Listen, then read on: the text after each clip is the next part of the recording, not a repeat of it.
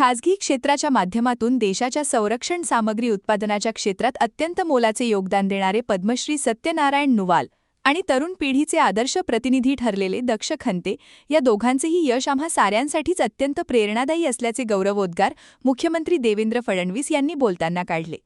नागभूषण फाउंडेशनच्या वतीने hotel Radisson Blu येथील समिट सभागृहात आयोजित नागभूषण पुरस्कार 2025 समारंभात प्रमुख अतिथी म्हणून मुख्यमंत्री देवेंद्र फडणवीस हे बोलत होते. केंद्रीय रस्ते वाहतूक आणि महामार्ग मंत्री नितीन गडकरी हे या समारंभाच्या अध्यक्षस्थानी होते. राष्ट्रीय स्वयंसेवक संघाचे सरसंचालक डॉ. मोहन भागवत तसेच अर्थ आणि नियोजन राज्यमंत्री ॲडव्होकेट आशिष जयस्वाल यावेळी मंचावर उपस्थित होते.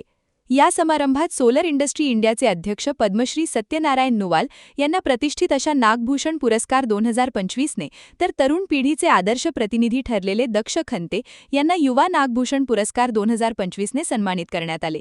राष्ट्रीय स्वयंसेवक संघाचे सरसंचालक डॉ. मोहन भागवत यांच्या हस्ते त्यांना हे सन्मान प्रदान करण्यात आले.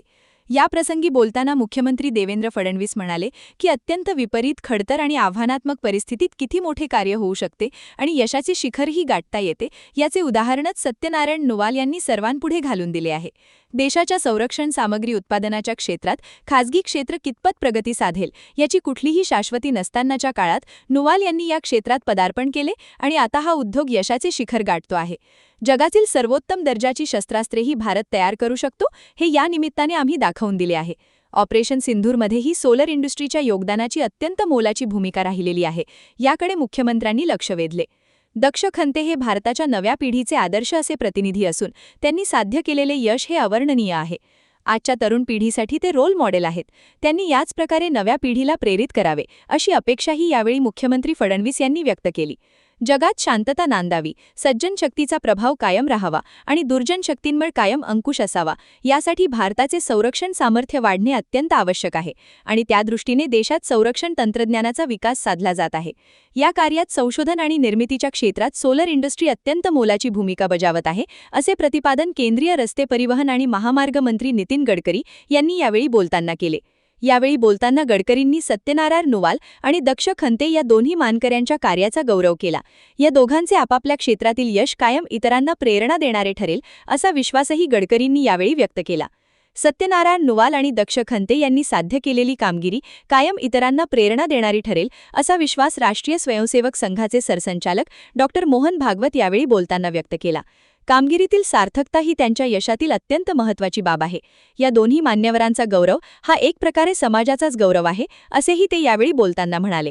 सत्काराला उत्तर देताना पद्मश्री सत्यनारायण नुवाल व दक्ष खंते या दोघांनीही आपल्या हृदयभावना व्यक्त केल्या. नागभूषण फाउंडेशनचे अध्यक्ष अजय संचेती, कार्याध्यक्ष विलास काळे, फाउंडेशनचे सचिव निशांत गांधी यावेळी मंचावर उपस्थित होते. कार्यक्रमास मोठ्या संख्येने मान्यवर मंडळी उपस्थित होते.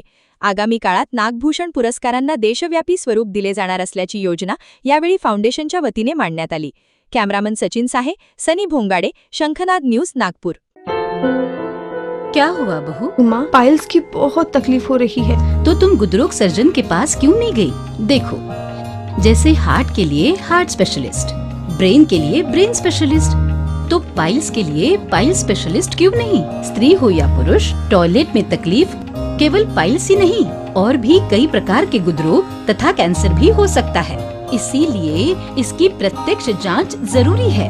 ठीक है माँ, पर जांच के लिए हम जाएंगे कहाँ? वही काले आयुर्वेदिक पाइल्स हॉस्पिटल में. लेकिन माँ, प्रेगनेंसी में पाइल्स की दवाइयाँ? प्रेगनेंसी में आयुर्वेदिक दवाइयाँ सुरक्षित होती है. जनहित में जारी. काळे आयुर्वेदिक पाइल्स हॉस्पिटल, औषधि चिकित्सा तथा सर्जरी ट्रीटमेंट उपलब्ध. हमारा पता उमरेड रोड, दिघौरी बस स्टॉप के पास, नागपुर. अधिक जानकारी के लिए वेबसाइट पर जाएं kaalepailshospital.com.